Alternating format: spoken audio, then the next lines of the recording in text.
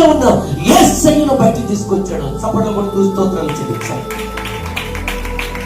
నీలో నాలో ఉన్న పరిశుద్ధాత్మను ఏ శక్తి ఈ భూమి మీద కలిగించదు.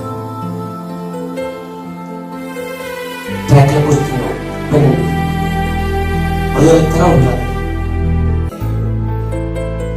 ఆ జైల్లో సహోదరులు జైల్లో ఉన్నామని బాగలేదు, కానీ ఈ జైల్లో ఉన్న ఖైదీలందరినీ కూడా క్రీస్తు ఖైదీలుగా, క్రీస్తు బిడ్డలుగా మార్చబడాలని వాళ్ళు ప్రార్థన చేస్తూ వాళ్ళు రాబట్టుకోవడానికి వాళ్ళకు వచ్చిన ఆహారం, ఆ నూడిల్స్, అక్కడ పానీయాలు పక్క ఖైదీలకు ఇస్తున్నప్పుడు వాళ్ళకి సరిపోయేది కాదు. పక్క ఖైదీలు ఎందుకంటే ఉపవాసం ఉంటాం అలవాటు అయిపోయింది. ఉపవాసం పెట్టుకుంటారు, వెళ్ళి వచ్చిన టిఫిన్ భోజనం పక్క ఖైదీలకు మీరెవరు, అసలు ఎందుకు వచ్చారు, ఎలా సంభాషణ కదా.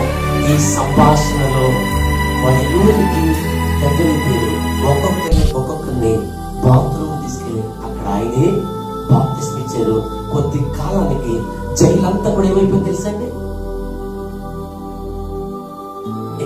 పిచ్చెక్కి అధికారులకి రోజుకి కొంతమంది చొప్పున వారికి ఉరి తీయడానికి ట్రక్ లో పుస్తకం సంపాదించుకోండి, ఆ ట్రక్ లో ఊరేగిస్తూ మెడలో ఒక పలక మీద వీడు ఒక భయంకరమైన తీవ్రవాది, ఉగ్రవాది, వీడిని ఉరికి చేస్తున్నామని పలక మీద రాసి మెడలో తగిలించి ట్యాగులుగా ఊరేగిస్తూ తీర్మాన వహించుకుంటూ తీసుకుని వెళ్తూ ఉంటారు.